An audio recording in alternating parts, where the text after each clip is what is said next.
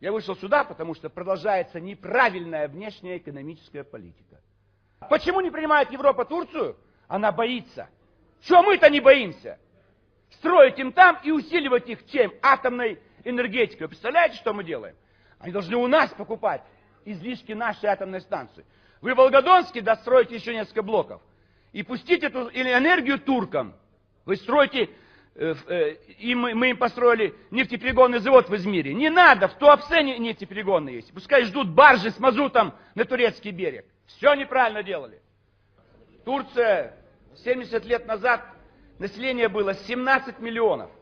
У них ничего не было вообще. Советский Союз им поставлял автобусы до войны. Нам себе не хватало. А мы гнали туда автобусы. Строили там предприятия. Мы им построили нефтеперерабатывающие заводы, химические заводы, электростанции. Мы создали сегодня самое сильное государство на Ближнем Востоке. Армия турецкая самая сильная в блоке НАТО. Миллионная армия. У немцев 300 тысяч. Немцы это уже не солдаты.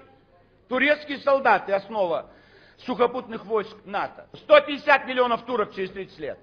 А у нас будет уже 100. Иран будет 150 миллионов, а у нас только 100. Афганистан с Пакистаном 200 миллионов. И вот это 500 миллионов, это крупное исламское государство, объединенное религией. Это не советская идеология, портреты повесить Ленина, Маркса. Это религия вековая. Самая мощная сегодня, сильная, сплоченные все. Они же сомнут Армению, сомнут ее полностью, соединятся с Азербайджаном. Вместе с Ираном ворвутся в Среднюю Азию, создадут великое турецкое государство Туран.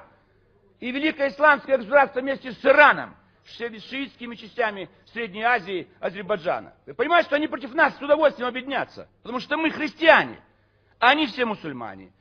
У них есть что их сплачивает, у них язык сплачивает. Турецкий язык это азербайджанцы, туркмены, узбеки, киргизы, казахи, татары, башкиры. А кто по-русски там говорит?